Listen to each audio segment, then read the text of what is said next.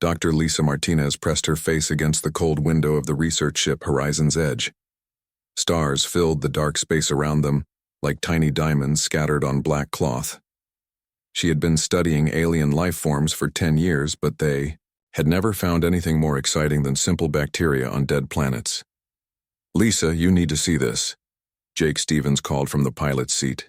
His voice carried a strange mix of excitement and worry. Lisa moved quickly to the main control panel where Jake sat staring at his screens. Alex Chen, their engineer, was already there looking over Jake's shoulder. Both men had serious expressions on their faces. "What is it?" Lisa asked. Jake pointed to a large shape on his scanner. "There's a massive ship out there. It's not moving and barely has any power. I've never seen anything like it." Lisa looked at the readings. The ship was huge, at least 3 times the size of any human vessel she had ever seen. It was shaped like a long blade with curved edges and strange markings along its sides. Most importantly, it was clearly not human. "Are there any life signs?" she asked. Alex worked his fingers across his control panel. "Yes, but they're weak. Very weak. Whatever is on that ship is dying." Lisa felt her heart beat faster. This was the moment every scientist dreamed of. Real contact with alien life. But something was wrong. The ship looked damaged, with pieces of metal floating around it like broken glass. "We should report this to Earth Command," Jake said. "This is way above our pay grade." "That will take weeks," Lisa replied. "By then whatever is on that ship might be dead. We're scientists, this is why we're out here." "Lisa, we're not equipped for first contact," Alex warned. "We have basic medical supplies and no weapons. What if they're hostile?" Lisa studied the readings again. The ship's power was dropping steadily. "Look at these numbers. They're not hostile. They're dying. Someone attacked them, and they lost." She could see Jake and Alex exchanging worried looks. They had all heard stories about dangerous aliens in the outer systems. Pirates and traders sometimes came back with tales of massive ships and warrior races that could tear a human apart with their bare hands. "The regulations are clear," Jake said. "Unknown alien contact requires military backup." "The regulations were written by people sitting in comfortable offices on Earth," Lisa shot back. "They never thought about finding someone who needs help right now, not in 3 weeks when the military gets here." She moved to her own control station and began scanning the alien ship more carefully. The technology was far beyond anything humans had built. The ship's hull was made of materials that didn't show up in their databases, but she could see damage from weapon strikes and what looked like emergency power systems barely working. "There," she said, pointing to her screen. "Emergency distress signals. They're asking for help." "We can't understand their language," Alex pointed out. "We don't need to understand words to know what a distress call looks like," Lisa replied. "Every spacefaring species would have the same basic emergency signals. Mathematics is universal." Jake sighed and rubbed his face with his hands. Lisa knew he was thinking about the risks.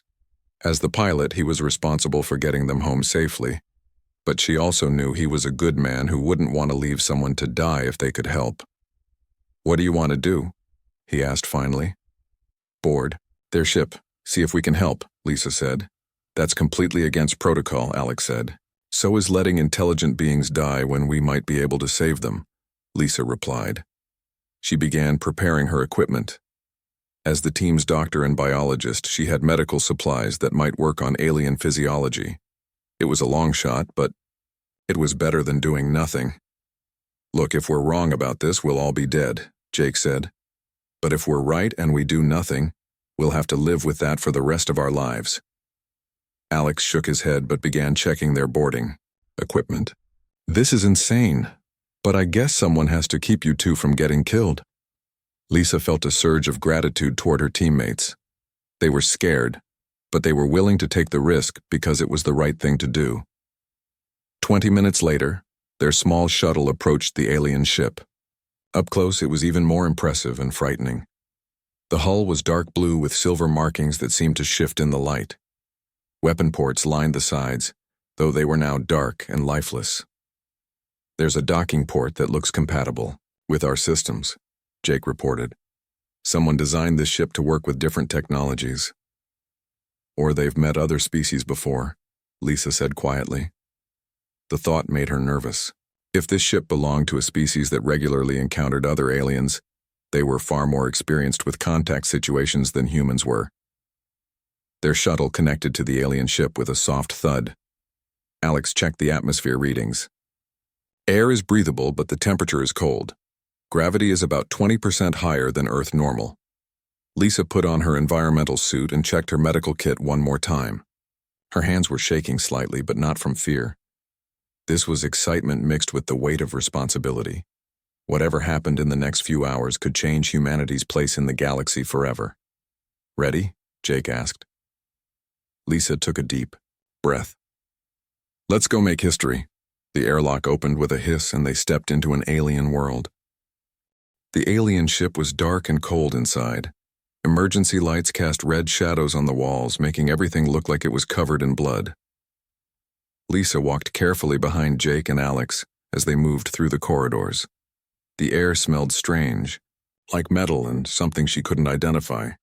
Dead aliens lay scattered throughout the ship. They were tall and covered in blue scales with long arms and powerful builds. Each one wore armor that looked both beautiful and deadly. Lisa tried not to look too closely at their wounds. This way, Alex said, following his scanner toward the strongest life signs. They climbed through several levels of the ship. The alien technology was clearly advanced, but much of it was damaged or not working. Broken panels sparked with electricity, and some sections had no power at all. The command center was massive, with screens and controls covering every wall. In the center sat a chair that was more like a throne, and in that chair was the largest alien Lisa had ever imagined. He was nearly 8 feet tall even sitting down. His blue scales were pale and dry, and dark blood covered his armor. His breathing was slow and weak. But even dying, he looked dangerous and strong. The alien's eyes opened when they entered. They were bright gold and filled with intelligence. He tried to speak, but only made harsh sounds that their translators couldn't understand. He's trying to warn us about something, Lisa said, studying the readings on her medical scanner. Jake was looking at the ship's main display. Lisa, you need to see this. There are more ships coming. A lot more ships. The screen showed dozens of dark shapes moving toward them. They were different from the alien ship they were on. These ships looked like machines, all straight lines, and sharp angles. How long until they get here? Lisa asked. Maybe 6 hours, Jake replied. Lisa turned back to the dying alien. Her scanner showed massive blood loss and damage to several internal organs. Whatever had attacked this ship had been thorough and brutal. The alien tried to speak again. This time the translator caught a few words. Danger, Earth, they will find... Lisa felt ice in her stomach. He's trying to tell us something about Earth. She moved closer to the alien, ignoring Alex's warnings to be careful. The creature was clearly a warrior, but right now he was just someone who needed help. Can you understand me? She asked slowly. The alien nodded weakly. He pointed to a panel near his chair. Alex moved to it and began working on the translation system. After several minutes, the alien's voice came through their speakers in broken English. I am Commander Zeth Varrock of the Kithaeron fleet. The machines. They have found your world's location. My ship was the last to escape. I must warn. His voice faded as he lost consciousness again. Lisa, his blood pressure is dropping fast, Alex said, reading the medical scanner.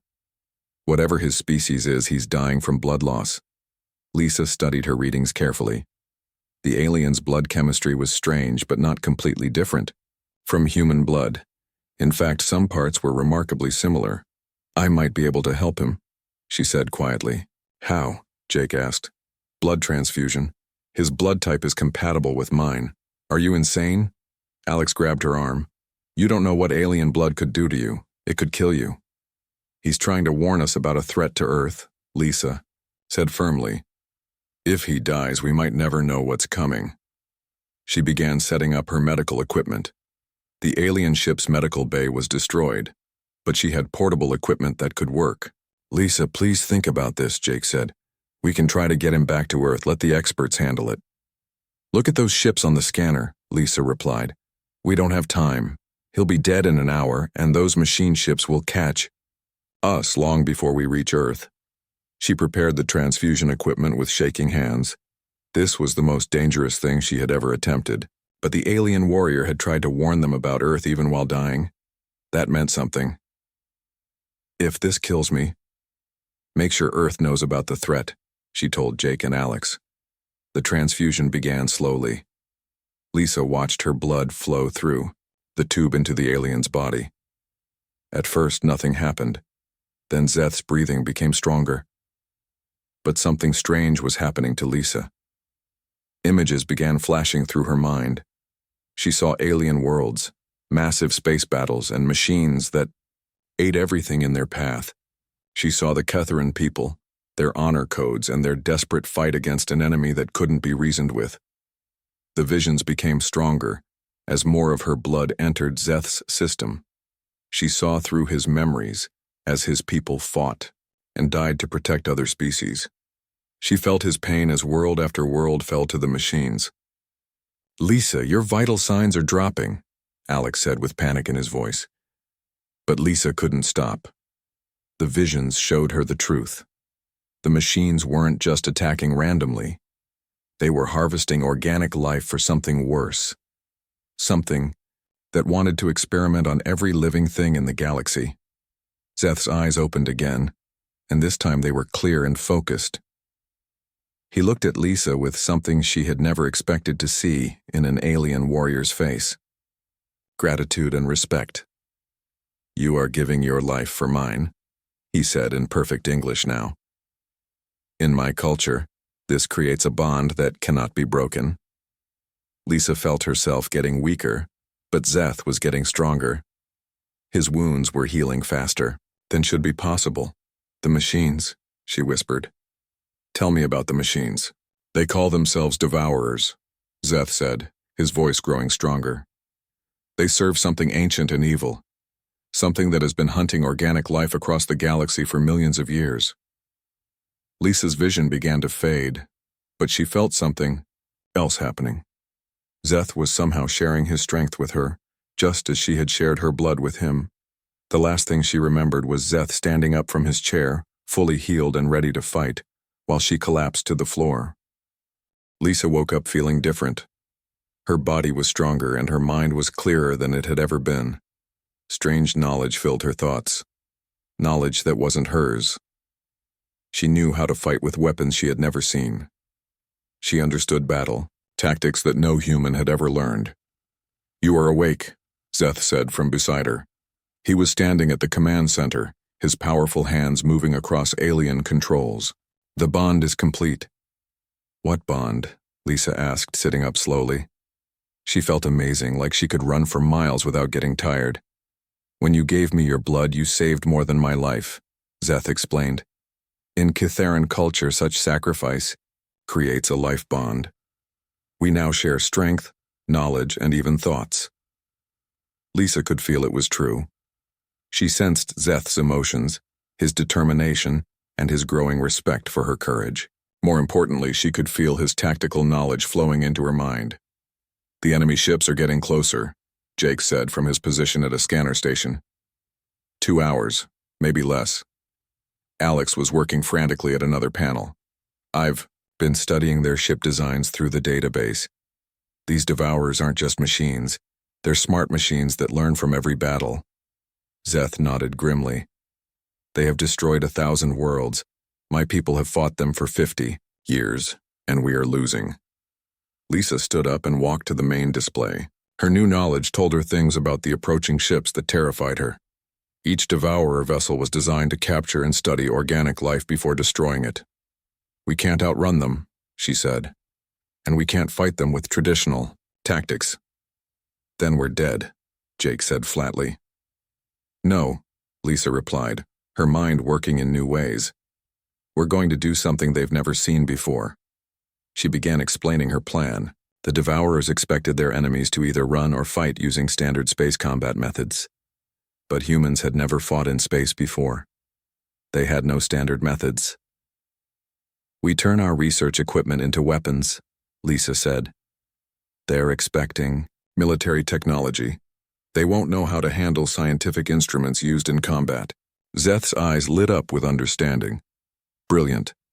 My people are warriors, but we think like warriors. You think like a scientist who has become a warrior. Working together, they began modifying their ships. Lisa's human creativity combined with Zeth's military experience created weapons and tactics that neither species had ever imagined. They connected the research ship's deep space scanner to the Catharan ship's power systems, creating a sensor array that could jam Devourer communications. They modified medical equipment to disrupt the machine's electronic systems. This is insane, Alex said as he welded human technology to alien circuits. But it might actually work. Jake was learning to pilot the Catharan ship with Zeth's guidance. The alien vessel was damaged but still had weapons that could punch through Devourer armor. Lisa, Zeth said quietly as they worked. There is something else the bond has given us. We are now immune to their primary weapon. What weapon? Lisa asked. The Devourers use a frequency that shuts down organic nervous systems. It kills most life forms instantly, but our mixed blood cannot be affected by it. Lisa felt a chill of understanding. That's how they've been winning. They disable entire crews before boarding. Yes, but they have never encountered a human Catharan bond before. The first Devourer ships arrived sooner than expected. They were sleek and deadly, with weapons that fired beams of pure energy. 3 ships surrounded the damaged Catharan vessel. They're scanning us, Jake reported from the pilot seat. Let them, Lisa said calmly. Her new tactical knowledge told her exactly what the machines were thinking. They think they're hunting a wounded animal. The Devourers began their standard attack pattern. Energy beams designed to disable organic life swept across both ships. Jake and Alex collapsed immediately, unconscious but alive. Lisa and Zeth felt nothing. Now, Lisa said. They activated their improvised weapons. The modified scanner sent out a signal that confused the Devourer navigation systems. 2 of the enemy ships collided with each other, their perfect coordination destroyed. Zeth fired the Catharan ship's main weapons at the 3rd Devourer. The alien guns tore through the machine ship's armor like paper, but more Devourers were coming. Dozens of them, all armed and ready for battle. Time for Phase 2, Lisa said.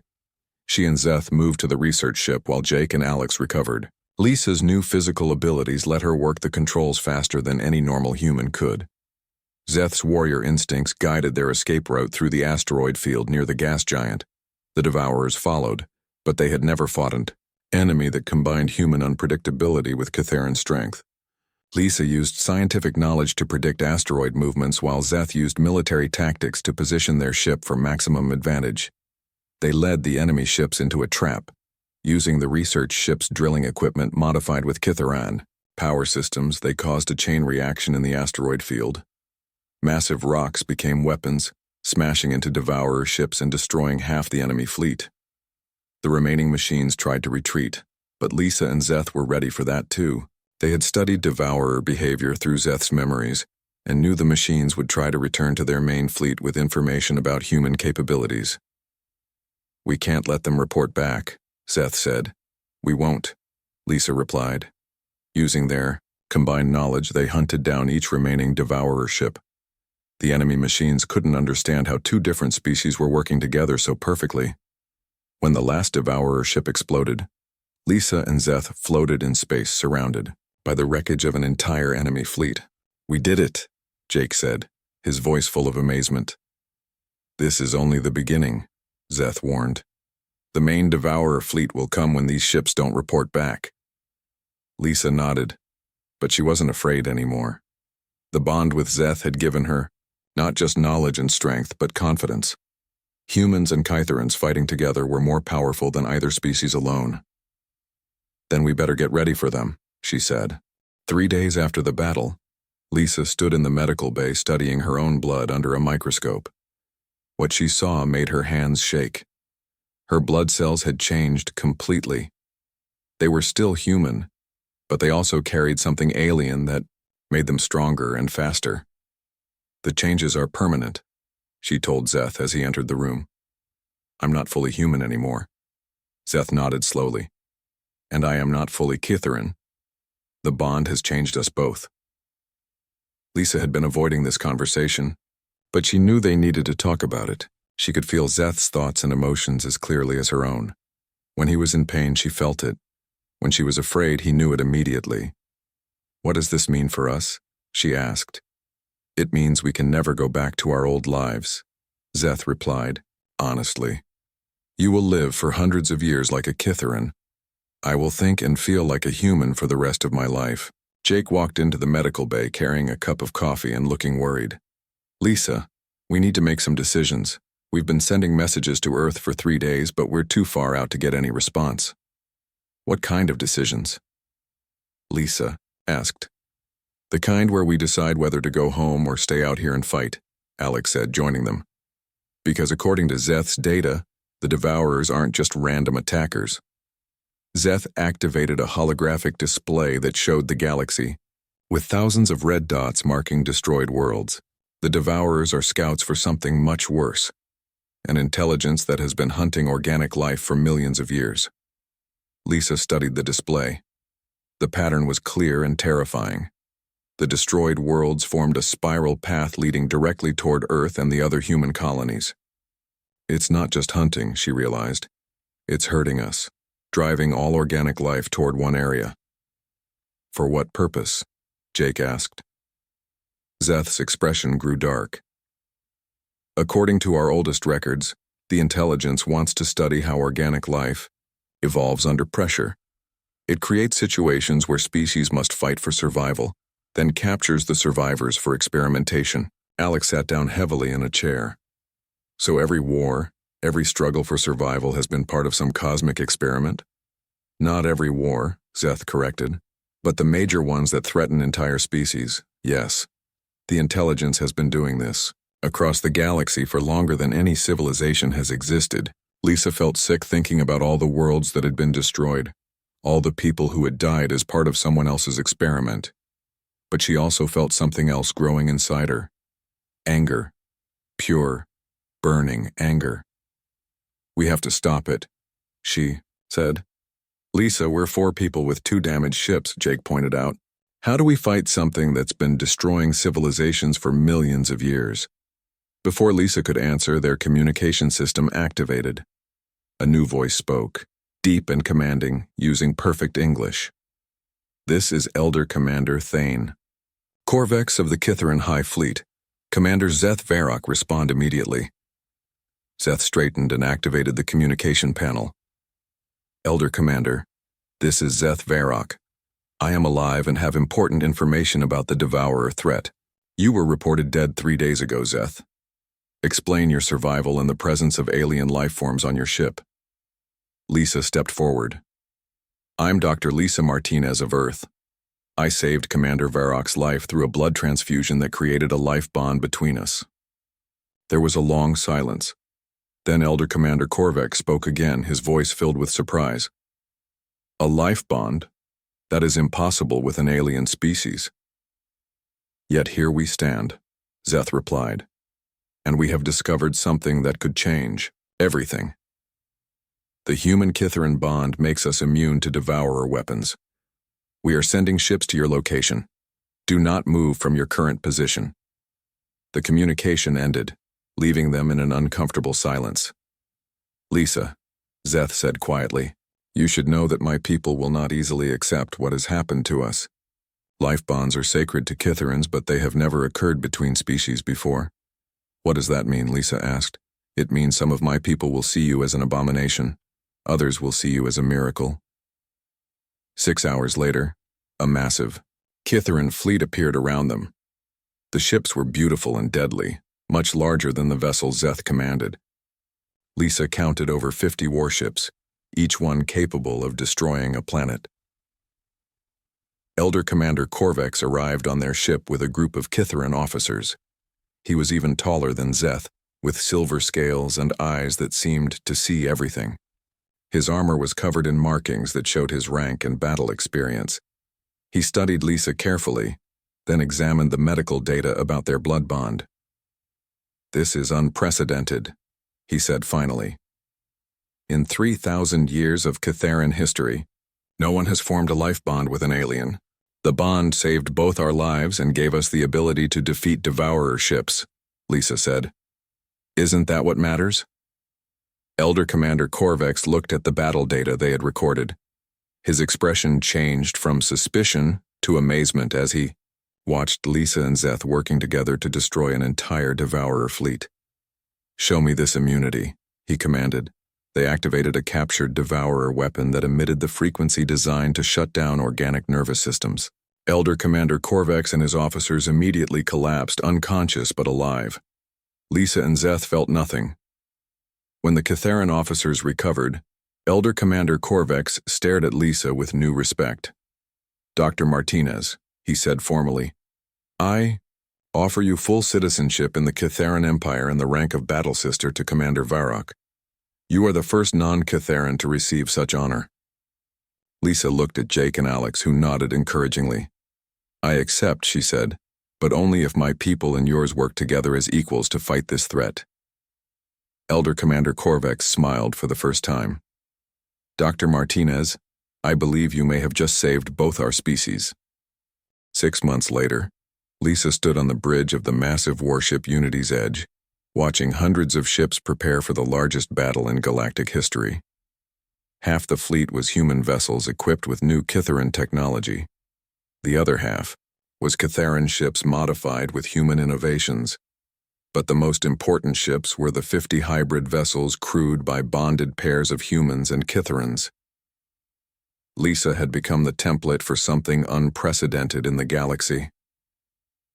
The hybrid core was her creation, her command, and her greatest achievement. "Battle Sister Lisa," came a voice behind her. She turned to see Captain Amy Foster, a human pilot who had bonded with a Catharan navigator named Orcs. Like all the hybrid pairs, they shared thoughts, abilities, and an immunity to devourer weapons that made them the most effective warriors in known space. "Report, Captain," Lisa said. "All hybrid squadrons are ready for combat. The bonding process has been successful in every case. We now have 200 immune warriors ready to lead the assault." Lisa nodded. The bonding process had been refined over months of careful experimentation. Volunteers from both species underwent the same blood exchange that had saved Zeth's life. Not everyone survived the process, but those who did became something greater than either human or Catharan alone. Jake approached from the navigation station. He had bonded with a Catharan pilot named Vex, and together they could fly through asteroid fields that would destroy any normal ship.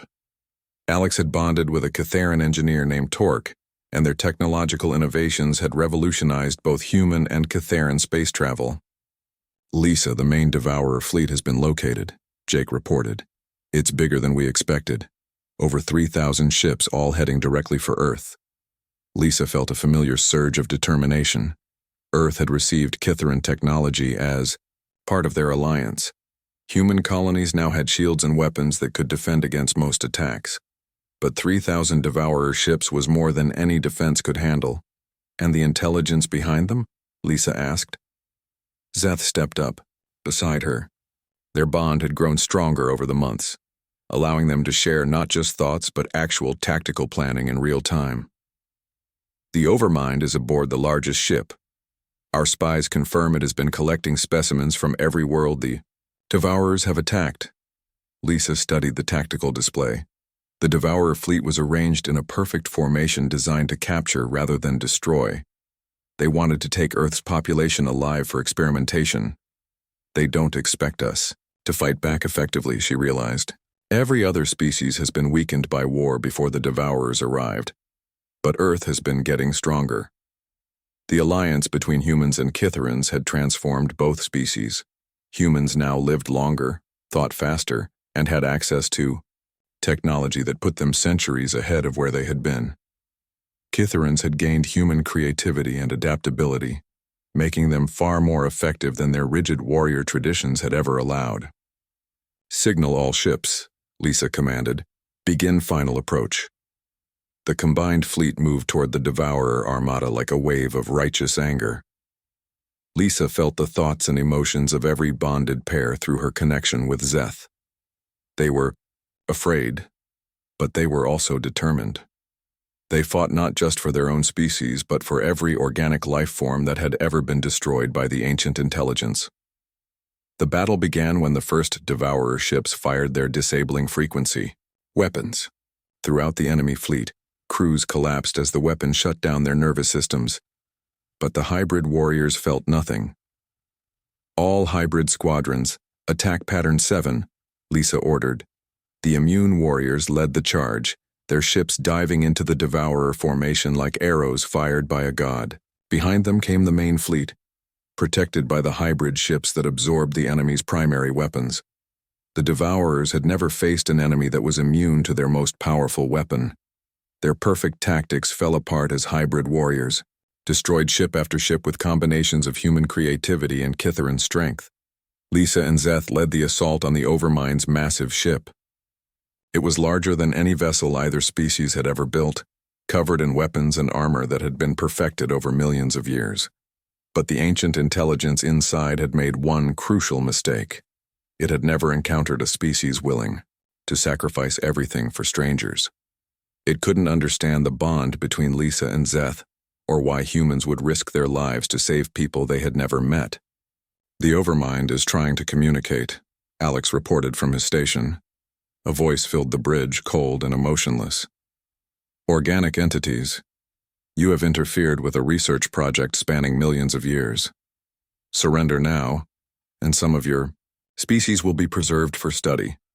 Lisa activated the communication system. "This is Battle Sister Lisa Martinez of the Hybrid Corps. We're not your research subjects, we're your replacements." The battle for the Overmind's ship lasted 6 hours. Lisa and Szeth led boarding parties through corridors filled with ancient technology and captured specimens from 1,000 dead worlds. They fought machines that had been perfected over eons, but they fought with something the machines couldn't understand or counter. They fought with love. Love for their own people, love for each other, and love for all the organic life that the Overmind had destroyed. When the ancient intelligence finally fell, its last words were a question that would haunt Lisa for years. How did imperfect organic entities defeat perfect logic? Lisa looked around at her hybrid warriors, human and Kitharan crews working together, and the rescued specimens from worlds that had been thought lost forever. "Because perfect logic can't account for what people will do for each other," she said, quietly. 1 year later, Lisa stood in the same spot on the Unity's edge, but now she was looking at a galaxy where dozens of species worked together to explore and protect organic life. Her simple act of giving blood to save a dying warrior had grown into something that changed the fundamental nature of civilization itself. Szeth joined her at the window, and together they watched human and Kitharan children playing in the ship's recreation areas, the first generation to grow up knowing that the galaxy was safe. "Any regrets?" Szeth asked. Lisa thought about her old life as a simple scientist, then looked at the thriving galactic civilization they had helped create. "None at all," she said.